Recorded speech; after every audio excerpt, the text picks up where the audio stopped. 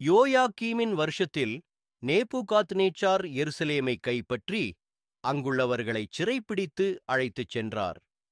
சிறையாகக் கொண்டு வந்த யூதர்களில் மாசு மறுவில்லாதவர்கள், அழகானவர்கள், சகல ஞானத்திலும் தேறினவர்கள், அறிவில் சிறந்தவர்கள், கல்வியில் நிபுணர்களாகிய வாலிபர்களைத் தெரிந்தெடுத்து அவர்களுக்கு கல்தேயர் எழுத்தையும் பாஷையையும் கற்றுக் கொடுக்க ராஜா தன் பிரதானிகளின் தலைவனுக்கு கட்டளையிட்டார்.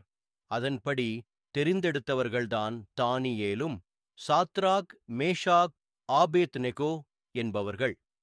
குறித்த நாட்கள் நிறைவேறியபோது ராஜா அவர்களை விசாரித்ததில் தன்னுடைய ராஜ்யமெங்குமுள்ள சகல சாஸ்திரங்களிலும் ஜோசியத்திலும் அவர்களை 10 மடங்கு சமர்த்தாகக் கண்டான். தானியேலின் வேண்டுகோளின்படி அவனது 3 நண்பர்களான சாத்ராக், மேஷாக், ஆபேத்நேகோவை பாபிலோனிய நிர்வாகத்தின் முக்கிய பொறுப்புகளில் அமர்த்தப்பட்டிருந்தார்கள். பாபிலோன் சாம்ராஜ்யம் விக்கிரக ஆராதனைக்கு பேர் பெற்றது. அங்கு ஆயிரக்கணக்கான விக்கிரகங்கள் இருந்தாலும் நேபுகாத்நேச்சார் அவைகளில் திருப்தியடையாமல் தன்னுடைய பெருமையை மற்றவர்களுக்கு காண்பிக்கவும் ஒரு பொதுபக்தி மார்க்கத்தை உருவாக்கவும் எல்லா மொழி பேசும் மக்களும் எல்லா இனமக்களும் ஒருங்கிணைக்கப்பட வேண்டுமென்ற வாஞ்சையிலே உலக சாம்ராஜ்யத்தை கொடுத்த தேவனுக்கு எதிராக கலகம் செய்ய 60 முழ உயரமும் 6 முழ அகலமுமான பொன்னினால் செய்யப்பட்ட ஒரு சிலையை பண்ணி பாபிலோன் மாகாணத்திலுள்ள தூரா என்னும் சமபூமியில் அதை நிறுத்தினான். அந்தச் சிலையை பணிந்து கொண்டால் ராஜாவாகிய நேபுகாத்நேச்சாரை பணிந்து கொள்வதற்கு சமமாகும். அந்தச் சிலையின் பிரதிஷ்டைக்கு நாடுகளிலுள்ள தலைவர்களையும் அதிகாரிகளையும் அழைத்திருந்தான். அந்நாட்களில் ராஜா ஜனங்களுக்கு ஏதாவது தன்னுடைய கட்டளையையோ செய்தியையோ அறிவிக்க வேண்டுமென்றால் கட்டியக்காரன் என்ற பொறுப்பிலுள்ள ஒருவனிடம் கூறி அதை மக்களுக்கு அறிவிக்கக் கூறுவான். அதையேதான் இதில் ராஜா கட்டியக்காரன் மூலமாக வந்திருந்த அனைவரிடமும் எக்காளம், நாதஸ்வரம், வீணை, சுரமண்டலம், தம்புரு முதலிய கீதவாத்தியங்களின் சத்தம் ஒலிக்கும்போது அனைவரும் தாழ விழுந்து கட்டாயமாகத்தான் நிறுத்தின அந்த பொற்சிலையை பணிந்து கொள்ள வேண்டுமென்றும், யாராவது அதை பணிந்து கொள்ளாவிட்டால் அவனை அந்நேரத்திலேயே எரிகிற அக்கினிச் சூளையின் நடுவிலே போடப்படும் என்பதை அனைவருக்கும் அறிவிக்கச் செய்தான். சகல ஜனங்களும் ராஜா நிறுத்தின பொற்சிலைக்கு முன் தாழ விழுந்து பணிந்து கொண்டார்கள். கல்தேயரின் பொறுப்பிலுள்ள சிலர் ராஜாவினிடத்தில் வந்து யூத வாலிபர்களுக்கு எதிராக பாபிலோன் மாகாணத்தின் காரியங்களை விசாரிக்கும்படி நீர் ஏற்படுத்தின சாத்ராக், மேஷாக், ஆபேத்நேகோ என்பவர்கள் ராஜாவாகிய உம்மை மதிக்கவில்லை என்றும் உம்முடைய தேவனுக்கு ஆராதனை செய்யவில்லை என்றும் நீர் நிறுத்தின பொற்சிலையை பணிந்து கொள்ளவில்லை என்றும் கூறினார்கள். தம்மை ஆள்பவர்களுக்கு கீழ்ப்படிந்து கவனம் செலுத்தி அவர்களுக்காக ஜெபிக்க வேண்டும் என்று வேதாகமம் நமக்கு போதித்தாலும் நமது முதல் கடமை நமது தேவனை பிரியப்படுத்துவதுதான். நமது உண்மையான தேவனை நமது முழு இருதயத்தாலும், உன் முழு ஆத்துமாவினாலும், உன் முழு மனதாலும், உன் முழு பலத்தாலும் நேசிக்க வேண்டுமென்ற முதலாவது கட்டளைக்கு நாம் கீழ்ப்படிந்தால் வேறு எந்த பொய்யான தெய்வத்தையோ அல்லது ஒரு கடவுளுக்காக செய்யப்பட்ட சிலையையோ தெய்வீக மரியாதை கொடுத்து ஆராதிக்க முடியாது. சாத்ராக், மேஷாக், ஆபேத்நேகோ என்ற 3 வாலிபர்களும் தங்களுடைய தேவனையல்லாமல் வேறு தேவர்களை வணங்கக்கூடாது என்ற வைராக்கியத்தில் ராஜாவின் சட்டத்தை மதித்து அந்த பொற்சிலையை பணிந்து கொள்ளவில்லை. ராஜா கோபத்தில் சாத்ராக், மேஷாக், ஆபேத்நேகோவை அழைத்து வர கட்டளையிட்டார்.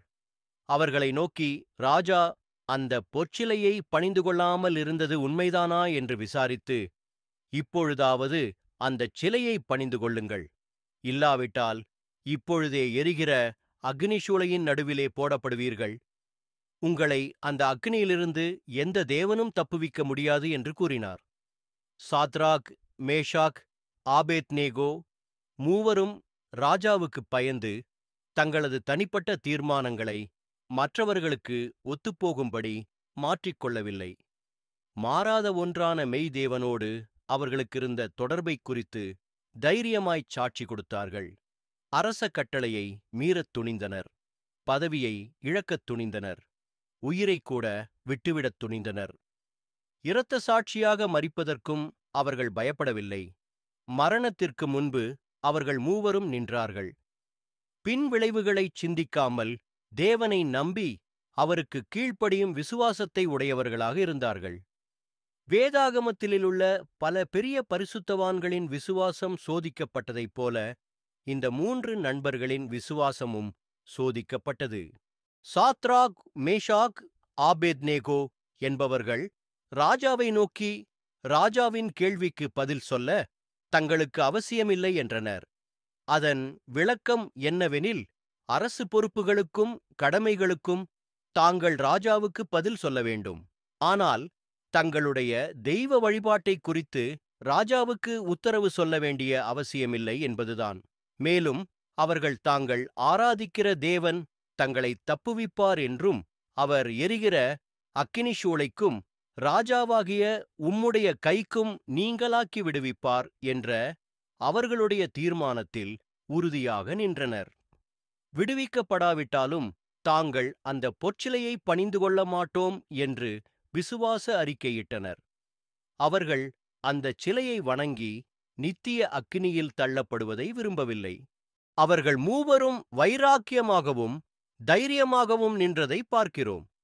தேவன் தங்களை நிச்சயமாய் தப்புவிப்பார் என்ற விசுவாசம் அவர்களிடம் இருந்தது. ராஜா கோபத்தில் அக்கினிச் சூளையை 7 மடங்கு அதிகமாக்கும்படி உத்தரவிட்டு இராணுவத்தின் பலசாலியான புருஷர்களை வரச்சொல்லி, சாத்ராக், மேஷாக், ஆபேத்நேகோவினுடைய சால்வைகளோடும் நிசார்களோடும் பாகைகளோடும் மற்ற வஸ்திரங்களோடும் கட்டப்பட்டு அக்கினி சூளையில் போடக் கட்டளையிட்டார். ராஜாவின் கட்டளையின்படி இராணுவத்தின் பலசாலியான புருஷர்கள் யூத வாலிபர்கள் மூவரையும் கட்டி அக்கினிச் சூளையில் தூக்கி போட்டபோது வெப்பத்தின் மிகுதியான அக்கினி பாய்ந்து வந்து அவர்களை பட்சித்தது. அக்கினியினுள் தூக்கி எறிந்தவர்கள் மாண்டனர். அக்கினியினுள் எரியப்பட்ட எபிரேய வாலிபர்கள் உயிர் பிழைத்தனர். கட்டப்பட்டவர்களாய் சூளைக்குள் விழுந்தவர்களுக்கு காயம் ஏற்படவில்லை. தூக்கி போட்டவர்களை பூமிக்குரிய அக்கினி பட்சித்தது. பரலோக அக்கினி 3 பேரையும் ஒன்றும் செய்யாமல் பாதுகாத்தது. பரலோக அக்கினியோடு தேவன் அந்தச் சூளையில் இறங்கியபோது சூளையின் அக்கினி செயல்படவில்லை. அக்கினியை மிதிப்பவர்கள் ஓடுவார்கள், உலாவ மாட்டார்கள். ஆனால் அக்கினிக்குள் எரியப்பட்ட 3 வாலிபர்களும் உலாவினார்கள். தீவிரமாய் அக்கினிச் சூளையையே பார்த்துக் கொண்டிருந்த ராஜா, கட்டுண்டவர்களாய் போட்ட மூவரும் விடுதலையோடு அக்கினிக்குள் உலாவுவதையும் அவர்களோடு இன்னொருவர் நடமாடுவதையும் பார்த்து வியப்பில் ஆழ்ந்தார். அவரது வியப்பிற்குக் காரணம் 7 மடங்கு சூடாக்கப்பட்ட அக்கினியின் நடுவில் உலாவுவதென்பது நடக்க முடியாத, நம்ப முடியாத ஒரு செயல்.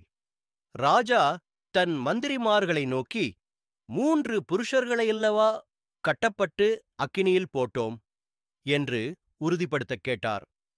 அவர்கள் ராஜாவிடம் 3 புருஷர்களைத்தான் போட்டோம் என்று கூறினர். அதற்கு ராஜா அவர்களிடம் 3 பேர் அல்ல, 4 பேர் விடுதலையுடன் அக்கினியின் நடுவிலே உலாவுகிறதை தான் பார்ப்பதாகவும், அந்த 4வது ஆளின் சாயல் தேவபுத்திரனுக்கு ஒப்பாயிருக்கிறது என்றும் கூறினார். ராஜா அக்கினிச் சூளையின் வாசலண்டைக்குப் போய், உன்னதமான தேவனுடைய தாசராகிய சாத்ராக், மேஷாக், ஆபேத்நேகோ என்பவர்களே, வெளியே வாருங்கள் என்று அழைத்தார். ராஜா 4வது நபரை அழைக்கவில்லை. ராஜா அழைக்கும் வரை உக்கிரமான தீயின் நடுவில் ஒரு சேதமுமின்றி உலாவியது மட்டுமின்றி, ராஜா அழைத்தவுடன் சாதாரணமாக வெளியே வந்தனர். அவர்கள் மூவரும் வெளியே வந்தார்கள். ராஜா மூவரையும் பார்த்து, தேவனுடைய தாசரே என்று தன்னுடைய வாயால் அறிக்கை செய்ததை பார்க்கிறோம். தேசாதிபதிகளும் அதிகாரிகளும் தலைவரும் ராஜாவின் மந்திரிகளும் வந்து அந்த புருஷர்களுடைய சரீரங்களின் மேல் அக்கினியின் மணம் வீசாமலும் தலைமயிர் கருகாமலும் சால்வைகள் சேதமடையாமலும் இருந்ததைக் கண்டு ஆச்சரியப்பட்டனர். கர்த்தர் சாத்ராக், மேஷாக், ஆபேத்நேகோவின் பட்சத்தில் கர்த்தர் இருப்பதை நேபுகாத்நேச்சார் அறியவில்லை. ராஜா தனது தோல்வியை ஒப்புக்கொண்டது மட்டுமன்றி, தேவனை புகழக்கூடிய மனமும் அவரிடத்தில் காணப்பட்டதை பார்க்கிறோம். ராகிய நேபுகாத்நேச்சார் சமாதானம் கூறுகிறவராக மாறினார். உன்னதமான தேவனைக் கண்டு கொண்டார். தேவனின் மாபெரும் செயல்களை யாவருக்கும் அறிவித்தார். பூமி எங்கும் அவருடைய புகழை பறைசாற்றினார். அவருடைய ஆட்சி என்றும் உள்ளது என்று தலை வணங்கினான். உண்மையை கேட்டுக்கொண்டு தம்மை தாழ்த்தும் பண்பையும் தாம் அறிந்து கொண்ட உண்மையை நற்செய்தியை யாவருக்கும் அறிவிக்க வேண்டும் என்ற ஆவலையும் முயற்சியையும் அவரிடத்தில் நாம் பார்க்கிறோம். சாத்ராக், மேஷாக், ஆபேத்நேகோவின் தேவனுக்கு விரோதமாக தூஷண வார்த்தைகளை யாராவது கூறினால், அவர்கள் எந்த ஜாதியாக இருந்தாலும், எந்த பாஷைக்காரராயிருந்தாலும், எந்த ஜனமாயிருந்தாலும் துண்டித்துப் போடப்படுவர் என்றும், அவர்களுடைய வீடு எருக்களமாக்கப்படும் என்றும் கட்டளையிட்டார். பாபிலோன் தேசத்திலே அந்த 3 பேரையும் உயர்ந்த ஸ்தானத்தில் வைத்தார். சாத்ராக், மேஷாக், ஆபேத்நேகோவைப் போல நாமும் கர்த்தருக்காக வைராகியமாக நிற்க வேண்டும். For more videos, subscribe and like my channel.